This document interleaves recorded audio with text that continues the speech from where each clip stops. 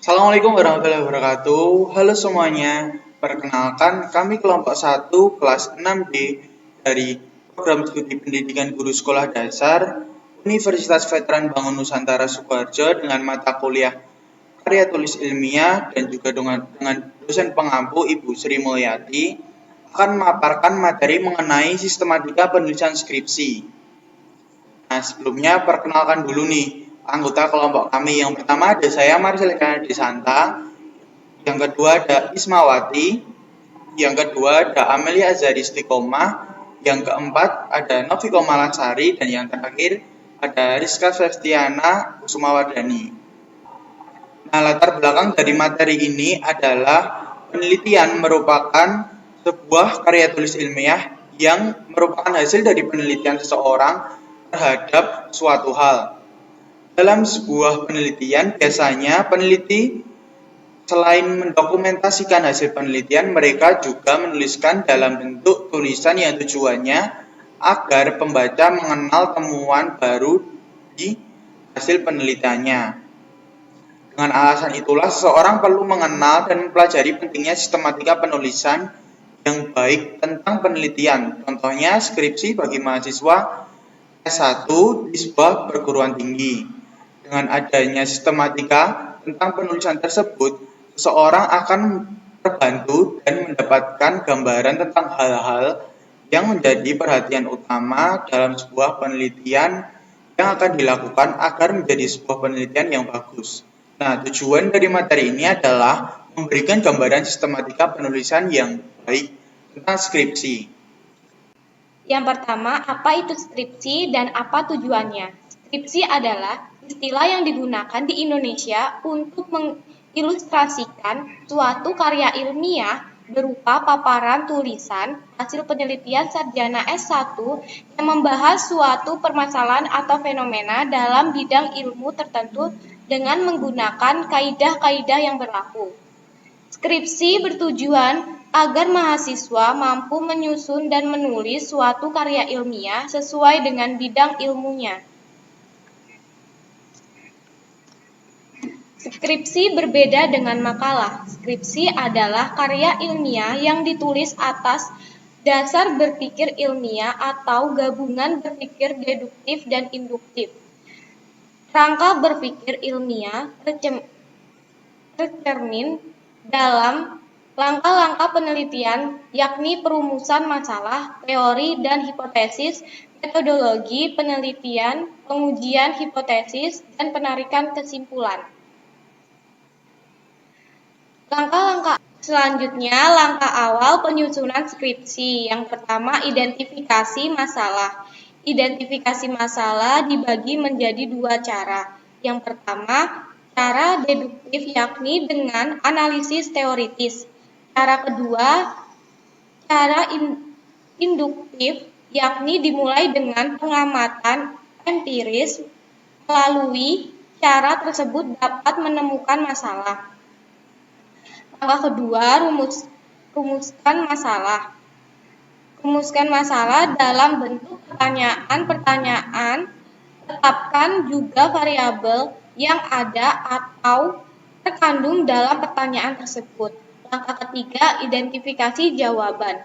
Identifikasi jawaban kemungkinan jawaban dari setiap pertanyaan tersebut dengan melakukan analisis teori-teori, prinsip, hukum, dan ilmu pengetahuan yang menunjang tema permasalahan. Langkah keempat, kemungkinan jawaban. Kemungkinan jawaban yang ditemukan dan atas pertimbangan rasional setelah mengkaji teori, hukum, prinsip keilmuan, tetapkan kemungkinan yang mana yang paling mendekati jawabannya. Langkah kelima, rencana data. Rencanakan data apa yang harus diperoleh untuk menguji hipotesis tersebut.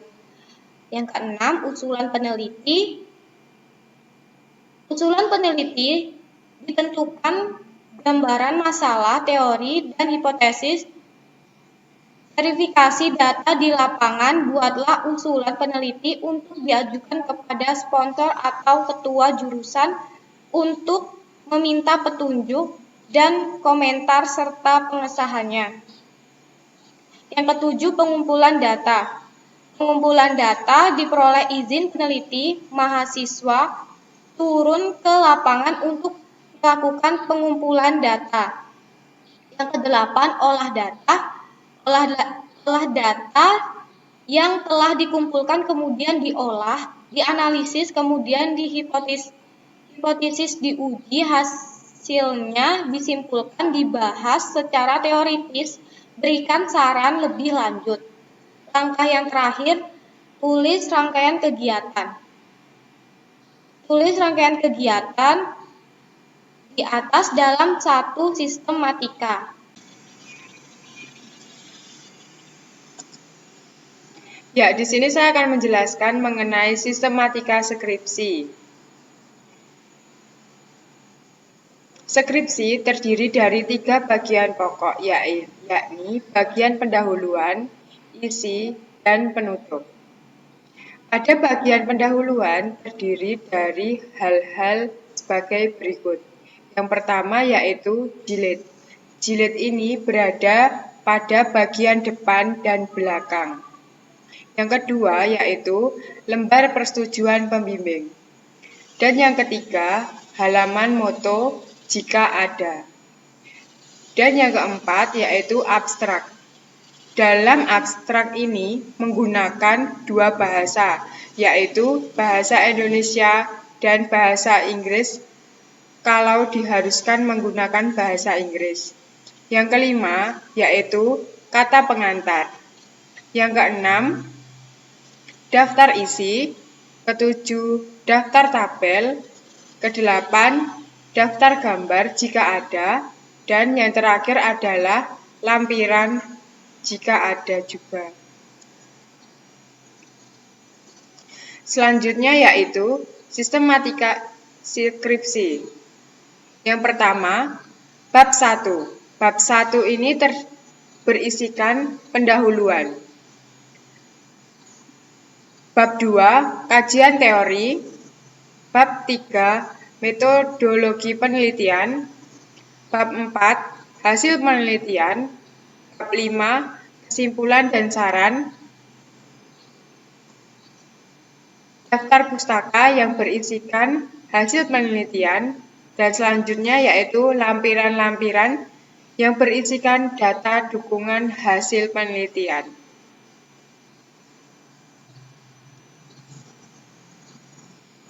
Baiklah, selanjutnya yaitu penjabaran sistematika skripsi di bagian pendahuluan. Yang pertama yaitu latar belakang. Latar belakang memuat gambaran tema permasalahan di lokasi penelitian yang akan dibahas dan berkaitan dengan penelitian yang akan dijalankan. Diuraikan dari masalah yang luas ke arah masalah yang khusus. Selanjutnya yaitu rumusan masalah. Perumusan masalah dirumuskan dalam bentuk kalimat tanya yang tegas dan jelas, serta menggambarkan arah hubungan antar 2 variabel atau lebih. Misalnya, adakah, apakah, bagaimanakah, dan lain sebagainya. Selanjutnya yaitu batasan masalah. Pada batasan masalah, ini adalah pembatasan ruang lingkup yang dilakukan dalam penelitian di mana pembatasan tersebut meliputi tema atau topik, area atau wilayah yang diteliti, sumber informasi, lokasi penelitian, serta waktu penelitian. Selanjutnya yang keempat yaitu tujuan penelitian. Menjelaskan tujuan penelitian yang dirumuskan dalam bentuk pertanyaan mengenai makna yang terkandung dalam permasalahan atau tema pokok penelitian. Selanjutnya yang kelima yaitu manfaat penelitian. Manfaat penelitian meliputi manfaat bagi pengguna atau user, yang kedua yaitu pengembangan keilmuan, dan yang ketiga bagi peneliti itu sendiri. Sehingga secara khusus hasil penelitian memberikan masukan bagi si peneliti, masyarakat, instansi terkait, dan pengembangan ilmu pengetahuan dan teknologi, serta diharapkan dapat dijadikan pertimbangan sebuah kebijakan. Selanjutnya yang keenam yaitu definisi operasional. Menjelaskan pengukuran-pengukuran dan hasil diharapkan dari pengukuran terhadap variabel yang terkandung dalam pertanyaan penelitian.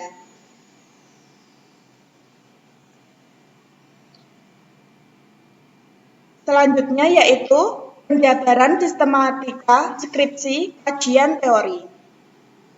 Menjelaskan secara teoritis variabel-variabel penelitian serta hubungan antar variabel untuk seterusnya menurunkan hipotesis. Yang pertama yaitu tinjauan pustaka.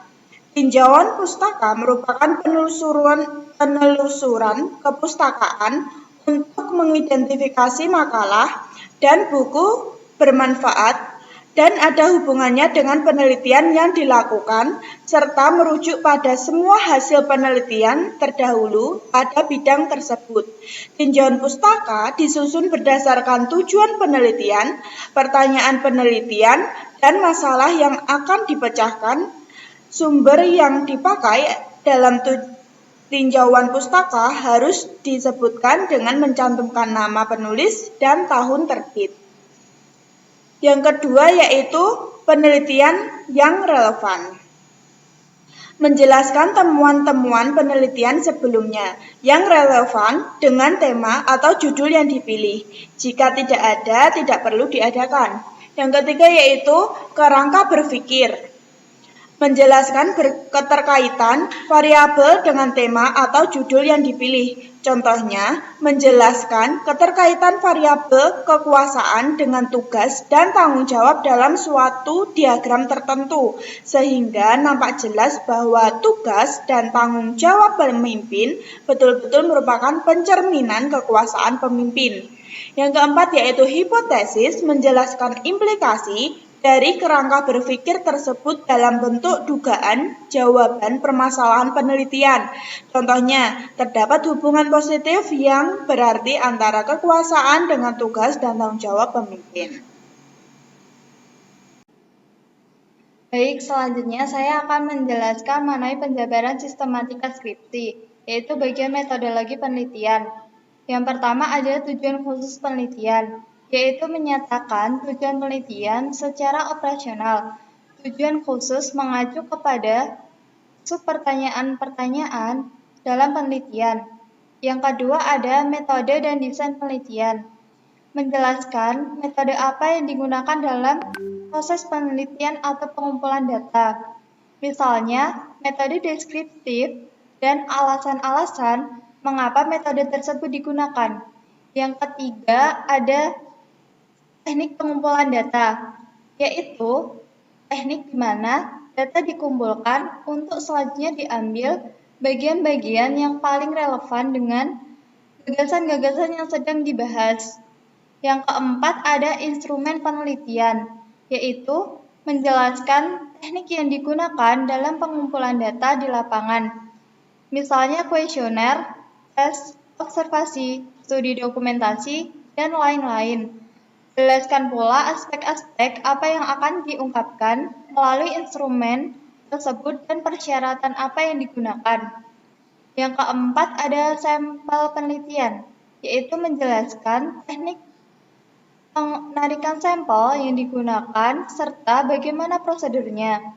Beberapa banyak responden yang diteliti, sertakan tabel responden. Dan yang keempat ada teknik analisis data, yaitu menjelaskan cara menganalisis data, yakni statistik mana yang akan digunakan. Misal statistik deskriptif, mana dan untuk apa. Statistik analitik adalah untuk apa, kemungkinan rumusan yang digunakan, dan bagaimana langkah-langkah dalam penelitian tersebut. Selanjutnya ada penjabaran sistematika dalam hasil penelitian. Yang pertama ada variabel yang diteliti. Menjelaskan secara singkat variabel-variabel penelitian mana, yaitu ada variabel bebas dan variabel mana yang terikat. Yang kedua ada deskripsi hasil analisis data, yaitu menjelaskan hasil-hasil analisis data terhadap variabel yang diteliti. Artinya, hasil pengukuran terhadap variabel dinyatakan dan ukir. Misal, proporsi jawaban responden dalam bentuk persen, atau nilai rata-rata, modus, median, simpangan baku, varian dari setiap variabel yang diukur. Tabel dan grafik hasil pengukuran variabel dapat dibuat untuk mempermudah para pembaca mempelajari temuan penelitian.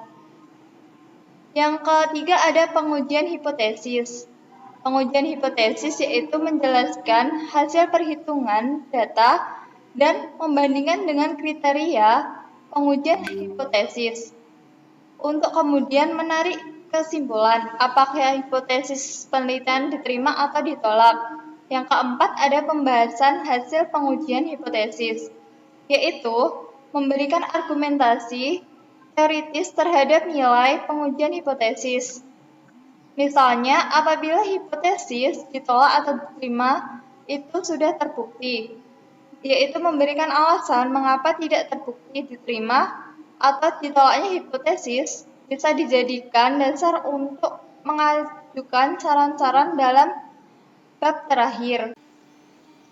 Selanjutnya, penjabaran sistematika skripsi dalam kesimpulan dan saran.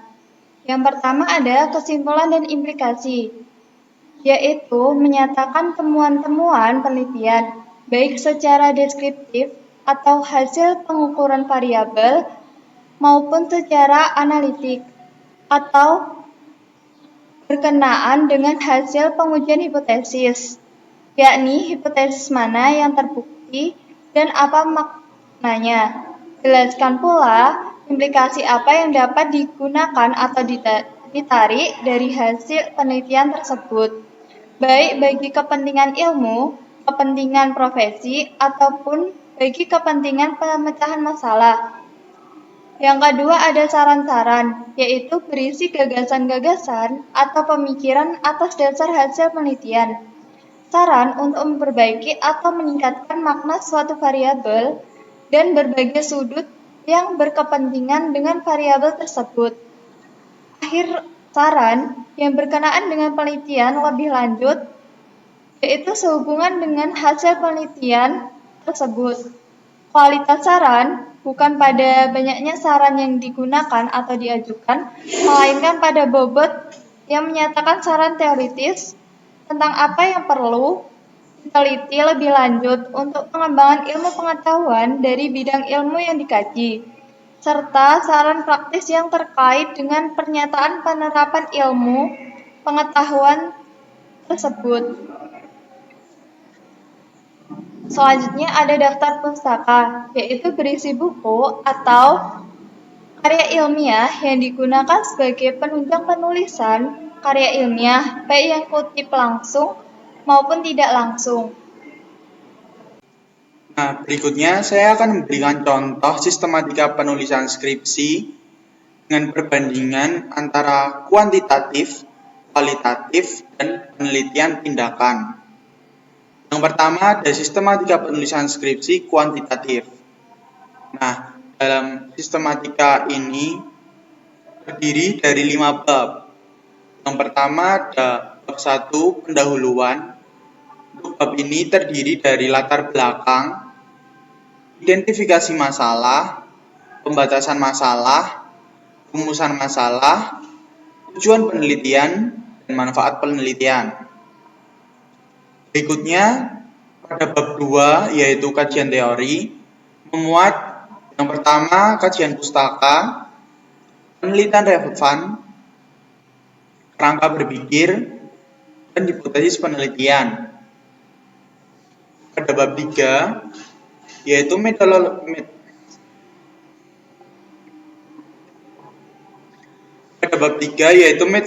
penelitian, memuat pendekatan metodologi pada bab 3 yaitu metode penelitian, memuat yang pertama pendekatan atau metode penelitian. Yang kedua, tempat dan waktu penelitian. Ketiga, rancangan dan desain penelitian. Keempat, populasi, sampel, dan sampling. Kelima, teknik pengumpulan data. Dan yang keenam, teknik analisis data. Untuk bab 4 yaitu hasil penelitian, terdiri dari deskripsi penelitian, hasil uji prasyarat analisis, hasil uji hipotesis, dan pembahasan. Dan di bab 5, kesimpulan, berisi, simpulan, implikasi, dan saran. Selanjutnya ada daftar pustaka dan juga lampiran. Nah, untuk berikutnya ada sistematika penulisan skripsi kualitatif. Untuk sistematika ini juga terdiri dari 5 bab. Yang pertama ada pendahuluan. Di pendahuluan ini berisi tentang latar belakang, fokus penelitian, rumusan masalah, tujuan penelitian, dan manfaat penelitian. Pada bab 2, yaitu kajian pustaka, berisi yang pertama ada kajian pustaka, penelitian relevan, dan juga kerangka berpikir. Pada bab 3, yaitu metode penelitian, berisi yang pertama pendekatan atau metode penelitian, yang kedua latar penelitian, yang ketiga bentuk dan strategi penelitian, yang keempat dana dan sumber dana penelitian, yang kelima teknik pengumpulan data, yang keenam validasi data, yang ketujuh teknik analisis data, dan yang kedelapan prosedur penelitian. Berikutnya bab 4 hasil penelitian. Deskripsi hasil penelitian, temuan penelitian, dan juga pembahasan. Untuk bab 5 kesimpulan yaitu berisi simpulan, implikasi, dan saran. Berikutnya juga ada daftar pustaka dan lampiran-lampiran. Nah, yang terakhir ada sistematika penulisan skripsi penelitian tindakan kelas. Pada penelitian tindakan kelas ini juga terdiri dari 5 bab. Yang pertama bab 1 pendahuluan, berisi yang pertama adalah latar belakang, kedua identifikasi masalah, ketiga pembatasan masalah, keempat rumusan masalah, kelima tujuan penelitian, dan keenam manfaat penelitian. Berikutnya bab 2 kajian teori, berisi kajian pustaka, penelitian relevan, kerangka berpikir, dan hipotesis tindakan. Berikutnya bab 3 metode penelitian, berisi yang pertama ada pendekatan atau metode penelitian, kedua setting penelitian, ketiga subjek penelitian, keempat data dan sumber data, kelima instrumen penelitian, keenam teknik pengumpulan data, ketujuh teknik analisis data, kedelapan indikator kinerja penelitian, dan kesembilan prosedur penelitian. Berikutnya bab 4 hasil penelitian, berisi data pratindakan, kedua hasil tindakan siklus 1, kemudian ketiga hasil tindakan siklus 2, kemudian keempat ada deskripsi hasil siklus 3 dan seterusnya. Jadi setiap ada siklus akan ditambah dengan sub-bab selanjutnya. Selain itu juga ada perbandingan hasil tindakan. Dan yang terakhir ada pembahasan. Untuk bab 5 simpulan, berisi simpulan, implikasi, dan saran. Selanjutnya, seperti yang lain, ada daftar pustaka dan lampiran-lampiran. Nah, untuk sistematika penulisan skripsi yang ini, itu sudah menurut pedoman penulisan skripsi dari universitas kami. Jadi, setiap universitas mempunyai pedoman penulisan skripsi masing-masing. Nah, itu tadi pemaparan materi mengenai sistematika penulisan skripsi dari kelompok kami. Semoga ilmu dari kami bermanfaat dan dapat diterapkan pada skripsi kalian ya. Sampai jumpa. Assalamualaikum warahmatullahi wabarakatuh.